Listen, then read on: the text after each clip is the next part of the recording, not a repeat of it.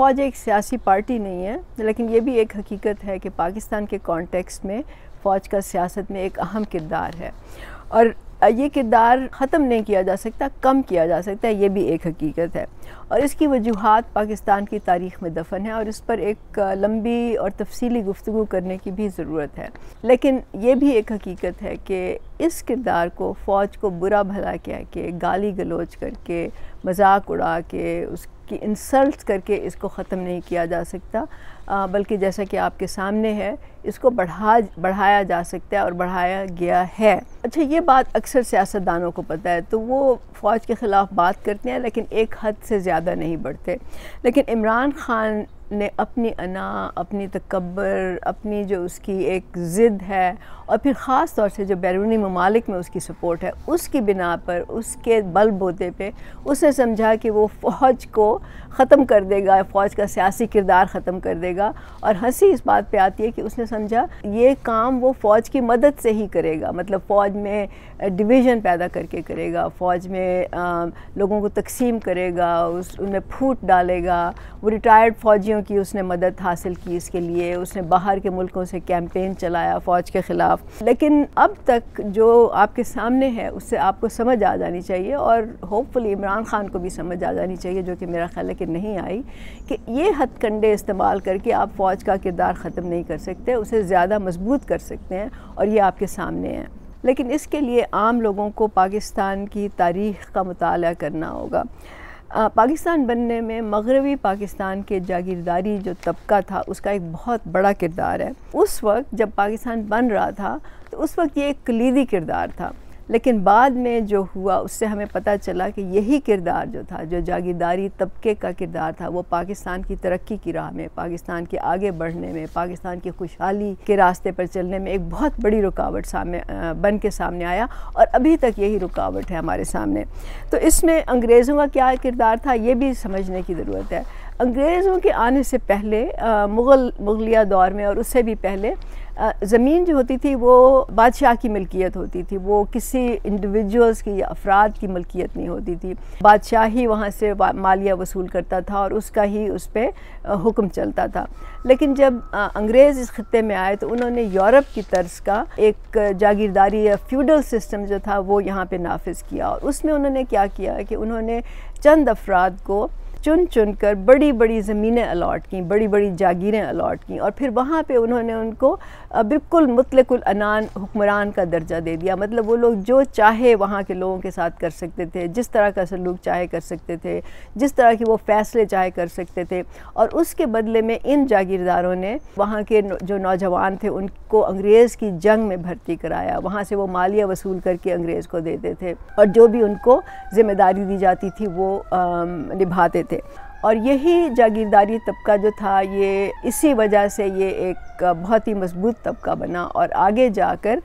जब पाकिस्तान क़याम पाकिस्तान की बात आई और एक आज़ादी की का लफ्ज़ इस्तेमाल हुआ और तहरीकें चलनी शुरू हुई तो उस वक्त इन लोगों को ये ख़तरा हुआ कि अगर पाकिस्तान का क़याम ना वजूद में आया तो इनकी जागीरों को ख़तरा हो सकता है, क्योंकि कांग्रेस ने तो इंडिया में लैंड रिफॉर्म्स करने का वादा किया था। तो इन्होंने अपनी जागीरों की बका के लिए, अपने जागीरदारी निज़ाम की बका के लिए ये आके मुस्लिम लीग के साथ खड़े हो गए और फिर वहाँ से मुस्लिम लीग को वोट दिलवाया।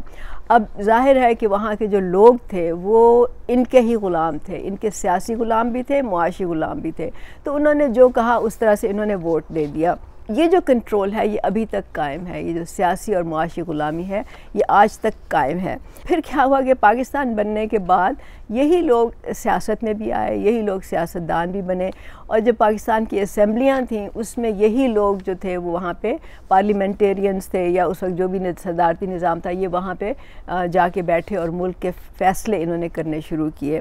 और इस निज़ाम को मजबूत करने के लिए इन जागीरदारों ने सिविल ब्यूरोक्रेसी का सहारा लिया और फिर सिविल ब्यूरोक्रेसी और इनके गठजोड़ ने मिलिट्री ब्यूरोक्रेसी को उसमें शामिल किया। उसमें फिर मजहबी जो इस्टेब्लिशमेंट है उसने भी इनका साथ दिया और उसका सबूत हमें इससे मिलता है कि जब भुट्टो ने लैंड रिफॉर्म्स ख़त्म की और उसके बाद भुट्टो को कत्ल किया गया और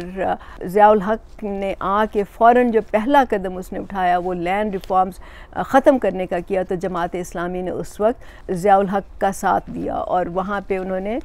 ये कहा कि जी ये जो लैंड रिफॉर्म्स हैं ये इस्लामी निज़ाम के ख़िलाफ़ हैं। और इस तरह से इन चार हल्क तबकों का यानी जागीरदारों का, सिविल मिलिट्री ब्यूरोक्रेसी का और मजहबी इस्टेब्लिशमेंट का एक गठजोड़ बना और वही गठजोड़ है वो जो अब तक मुल्क पे हुकूमत करता चला आ रहा है। हमें नहीं मालूम कि अगर कायद आज़म